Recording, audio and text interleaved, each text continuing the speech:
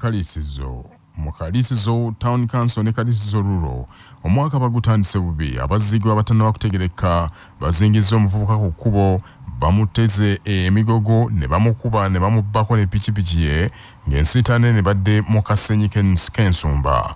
Omusasi waffe Suze Kimpirwazi kalutuvire ku ntono. Abatemu bano abatannaba kutegerekeka bazingiza omuvubuka ategerekese nga Akimu Matovu okukyawo ky'Ekabaale mu Kasali Town Council mu district eno ekyotera mu kasaalu akamanyiddwa nga Ensumba ne bamugwako ekiwiifiifu ne bamukuba emiggo ne bamwasa omutwe era ne bamuleka nga bamusudde mu mazzi oluvannyuma ne bamutwalako piki enamba UFD 845 ra ng'eno abadde agitambulirako ebiseera ebisinga ng'ava mu kyalo okudda mu tawuni ey'Ekaliisizo nga n'ebiseera ebisinga abeera anonedde abaana be ekyokulya. Abadduukiriza abadde bagenze okulima bye basangiriza Akimu mu kidiba ky'amazzi era ne bamuyoola ne bamutuusiza mu ddwaliro Ekaliisizo gy'assiriza omukka gwe ogw'enkomerero. Gibadde miranga na biwoobe ng'abantu beesansabagala okufa kw'omwana ono omuvubuka omutaata omukozi era nga kino ssente wa Kalisizo Rural Kabuye Patrick agyogeddeko ng'agamba nti okuggyibwawo kwa poliisi mu bitundu ebimu kireetedde ate abatemu okubawa ebbeetu eri okwongera okwegirisa n'okutemula abantu mu ngeri ekifa mukokko. Era Kabuye agambye nti abantu nga bano beetaaga okukwatibwa era n'asaba poliisi okuvaayo mangu nnyo enoonye abantu bano basobole nabo okukangavvulwa mu mateeka olw'ebikolwa eby'ettemu ebizeebalukira mu disitulikiti eno. Abatemu bamaze bifuula enkambi mwe batemulira abantu. Kyannaku omwana waffe oyo abadde omu ku bavubuka ab'ekyokulabirako olw'obukozi n'ebiringa ebyo. N'olwekyo tulowooza nti oba oli awo abatemu olw'obukozi kuba nti abaddemu n'akantu mu nsawo ekimu ku byabasindise okumutta ate n'okumutwalako pikipiki. Naye byonna ku lwa CBS FM leediyo y'obujjajja nze Suze Kimpirwazi kyotera. Omukubiriza w'olukiiko lw'abataka bakulu b'obusolya era nga ye mukulu w'ekika ky'Ekkobe Namwama Salon Augustin Kizito Mutumba asabye gavumenti ya Uganda eteekewo enteekateeka z'ejjoloola ey'okulwanyisa obubenje bw'ebidduka obwongera okutugumbula bannayuganda.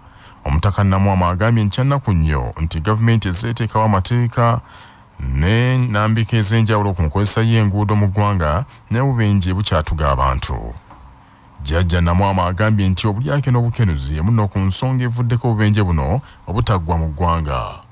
Mu mbeera eno ey'okugoberera obunafu obuyinza okubeerawo omuntu nno abeeramuko obuzibu naddala wabanga talondoddwa tuwulira olumu nti abantu baffe bagenda okukola emirimu egy'okukebera ate mu kifo ky'okukebera ebintu biri bakebera nsawo za n'agamba nti kye naafunamuuko embeera y'okuba nti tujjuddemuko obulyake obukenuzi nalwo nno olumu eyingiramuuko nakyo twetaaga tukikubemu ttooki. Obukenuzi buyinza okujja kubanga bujja kutuviiramuuko okuba nti obulamu bwaffe bugenda naddala omuntu oyo agenda okukola omulimu singa aba akola omulimu ate eno nga bamusasula aleme kutunuulira bizibu biyinza okuvaamu obuzibu. N'olwekyo obukenuzi obwo nabwo twetaaga tubutunulemu kubanga nabwo obuyinza okuba nga bwe bumu butuleetera ebizibu bino bye tulabako.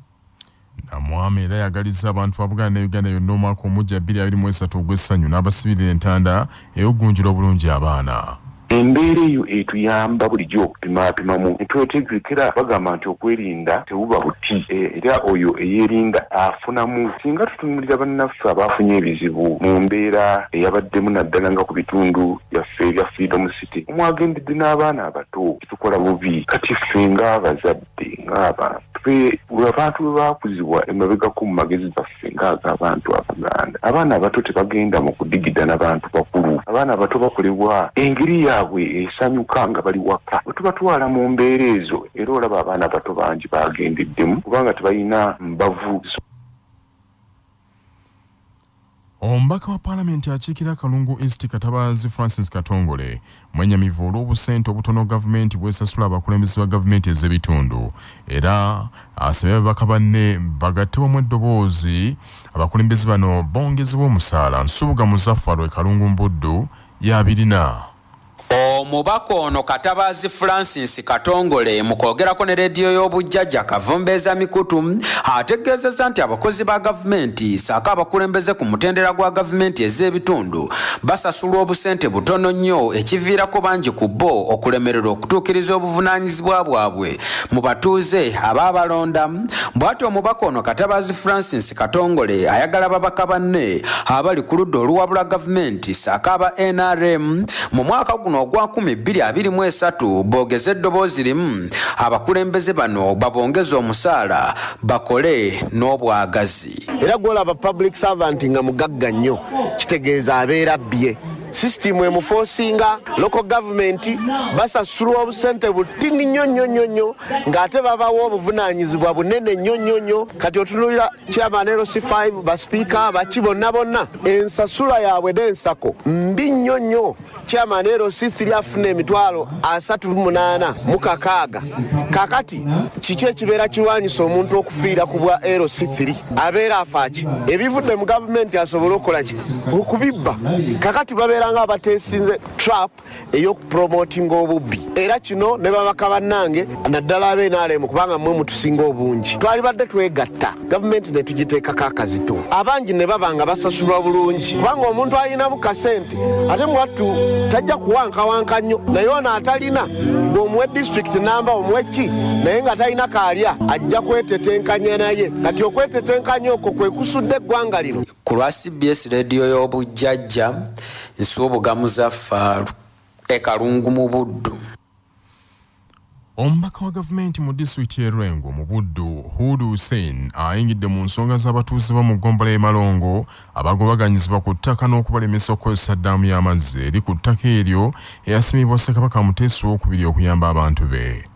Mu lukiiko Hudu Hussein lwatuuzizza ekalagala abatuuze balumiriza ssentebe wa NRM mu disitulikiti y'e Lyantonde era nga yali ssentebe wa Lyantonde Town Council Elijah Siwandigi ne munnamagye gwe ategerese Ekedya Captain Robert okubaliisa kakanja nga batuuse n'okutwalayo karakita neeta amazzi akuŋŋaanyizibwa mu ddaamu eyo gagende. Ebiri mitima gy'abantu bana batudde wano nti omulundi gwogenda okudda wano bw'oba toleseewo mbeera zizaawo olwo olukiiko olw'okumi ne lutatuula wayinza okubaawo ekirala ky'ogenda okusanga wano afande RDC kubanga enkiiko zize zoogera ku bintu byebimu naye nga buli lunaku ebintu bikyukira byongera kwonooneka buli lwe bikyuka byongera kwonooneka okutuuka nti jjo singa teyali chairman okugamba abantu nti mukakkane wali ojja kujja kunona mayiti yaki ya muntu si yetwetaaga mu bitundu byaffe nti tukole amawulire nti tutandise okutta abantu. Nze nkikutegeezezza ku lw'abantu bano nti obusungu balina okutuula kwabwe wano baagala kuwulira ekigambo ekiva gy'oli nti omulundi ogw'ekumi tugenda kujja kujaguza nga tukola empenda ez'akayanja kaffe nga bwe kaali buli omu amanyi wa wekakola. Awatali ekyo oyinza okufuna amawulire agaawukana kwago ate ojja nga Muteesa II yakasima nga yalumirwa abantu abalibeera mu kitundu kino kubudde owaaliwo nsolo mukama wange naye n'asima ebiyanja bino bina byetulaba biyambye okuva mu myaka gwa 33 okutuuka leero. Ssentebe wa ggombolola y'e Malongo Simeewo Sekyama agambye nti ddaamu eyo kati yafuuka akayanja eruddewo nnyo kyokka beekanze nnyo okulaba abakulu abo nga bagisaanyaawo. Avunaanyizibwa ku by'obutonde bw'ensi mu disitulikiti y'e Lwengo Godfrey Mutemba agambye nti banoonyereza ku ttaka eryo okuli n'eddaamu nga lyali liweza yika 50 kyokka Elijah Siwandigi mu ngeri gy'agambye ey'olukujjukujju yafunako ekyapa ne wasigalawo yika 5 zokka. Siwandigi gwe balumiriza akakasizza RDC Hudu Hussein nti talina mukono mu tractor eyatwaliddwa okubomola ddaamu eyo n'ategeeza nti ettaka lino lirye nti era yalifunako n'ekyapa.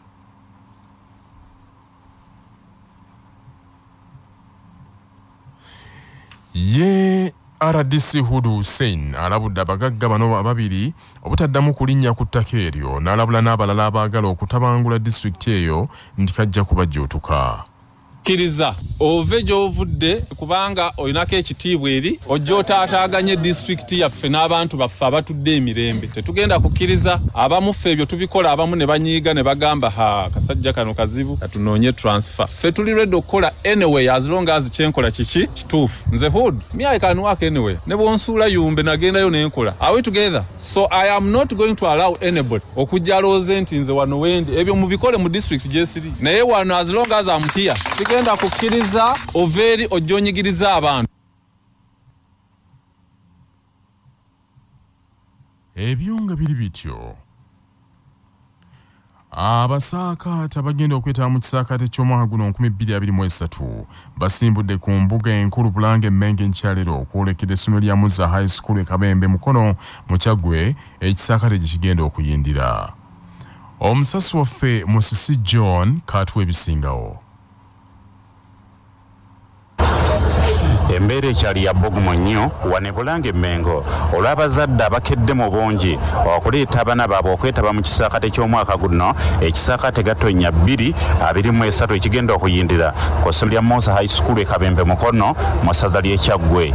Abaana bazze mu bungi ddala era emmotoka esooka zisimbudde wano okwolekera ku mbuga y'essomero lya Muza ekisaakaate gye kigenda okubombojjira ate nga n'emmotoka endala zikyaliwo zitikka abaana nga ne abamu ku bazadde obudde buno batuuka butuusi n'abaana baabwe okubawandiisa okusobola obutasubwa kisaakaate ky'omulundi guno. Ekisaakaate kino kigenda kubumbujira ddala ennaku eziwera 21 era nga kitandise leero kikomekerezebwa ng'ennaku z'omwezi 26 omwezi guno ogwa Gatonnya. Bangi ku baana abagenda okwetaba mu kisaakaate mu kwogerako ne Kyabbaasa batubuulidde bye beesunga mu kisaakaate.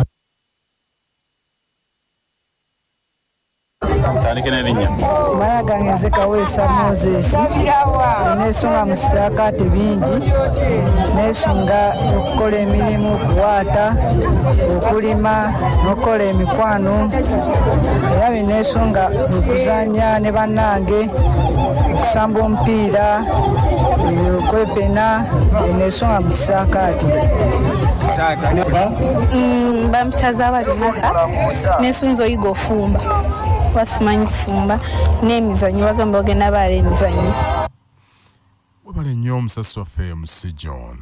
Ssaabalabirizi w'ekkanisa ya Uganda kitaffe mu Katonda Dr. Samuel Stephen Kazimba Mugalu awanjagidde gavumenti ekwatire ekkanisa kubaagala okutwala ettaka ly'ennakanyonyi erikuzizza abaweereza b'ekkanisa mu Uganda. Omusasi waffe Dung Davis Joel yabirina. Ssaabalabirizi w'ekkanisa ya Uganda the Most Reverend Dr. Samuel Stephen Kazimba Mugalu alabudde nti abantu abeesenze ku ttaka ery'ennakanyonyi wakwongera okukwasiza wamu ne gavumenti okulirwanirira okulaba nti ettaka eryo terisaanawo era ng'agamba nti ettaka lino lyerimu ku bijjukizo ebya Dr. Livingstone Mpalanyi Nkooyooyo eyava mu bulamu bw'ensi eno era ng'ono olwaleero bali mu kumujjukira olw'ebyo ebirungi bye yakolera ekkanisa nti ettaka lino yayawulirako abawule bangi omwali ne Ssaabalabirizi Kazimba Mugalu aliko kaakano. Dr. Samuel Stephen Kazimba Mugalu asinzidde Namugongo ku kadirizo ly'abajulizi erye Namugongo n'agamba nti Dr. Livingstone Mpalanyi Nkooyooyo ebirungi bye yakolera ekkanisa bisaanidde okujjukirwa nga buli lunaku era nti yali muntu ow'enkulaakulana ayagala ennyo okutambuza eggwanga lye okugenda mu maaso n'ebirala bingi nga n'ensimbi ze yakuŋŋaanya mu kuzimba ekifo kino zaali nnyingi ddala. Okusaba kuno kwetabiddwamu Omulangira Kasim Nakibinge, Minisita w'ebyamasannyalaze Mukyala Nankabirwa Ruth Sentamu ng'ono yakiikidde Pulezidenti w'eggwanga so nga ne Captain Mike Mukula owa NRM naye mu lukuŋŋaana no mwali. Oweekitiibwa Kaddu Kibiru naye mu kusinza kuno waali era Ssaabalabirizi mu kubuulirwa kwe agambye nti abantu abasinga abatunuulirwa wano si ba ddiini ya nzikiriza ey'ekikristaayo bokka naye nti Ssaabalabirizi Mpalanyi Nkooyooyo yasobola okugatta abantu ab'enjawulo.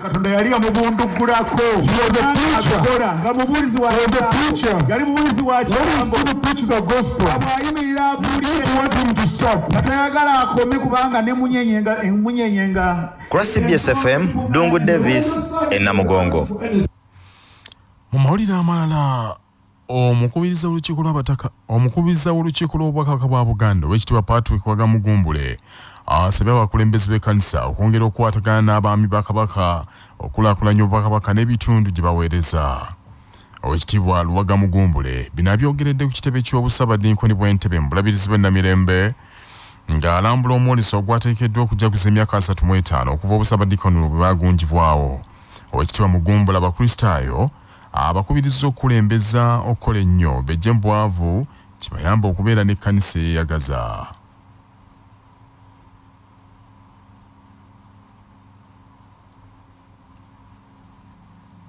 Tetulina okujjukira kiri kimu nti ekkanisa yonna bwetandikibwawo eba etandikiddwawo era terikoma wabula okubeera nti yeeyongerako kukula bukuzi nga enkula mu bulamu bwonna obw'ensi mweri nga esookera ku kuweza abakristaayo abagisabiramu ate nayo neyongera okugaziya ebizimbe byayo. Omwami wa Ssaabasajja w'essaza Busiro Ssewana Charles Kiberu Kisirinza asiimye enkolagana eriwo wakati waabwe n'abakulembeze b'enzikiriza zonna mu ssaza Busiro naddala mu kibuga ky'Entebbe mu kutambuza emirimu gy'Obwakabaka. Abantu bano batuwagidde mu mpagire ez'enjawulo, ab'Ssekinga batuwagidde, ab'Awalente batuwagidde, ab'Ekawuku batuwagidde, St. John's batuwagidde, tubadde tutambula nabo mu buweereza bwaffe era nga bawagira mu nteekateeka ez'enjawulo ez'okukulaakulanya Obwakabaka, mu nteekateeka ya luwalo lwange n'enteekateeka zonna tusiima bwongera tusaba ffe ng'abaweereza ba Ssaabasajja Kabaka mutwongere obuvunaanyizibwa. Bannaffe ge mawulire okuva mu bitundu bya Buganda mwebale nnyo okuwuliriza.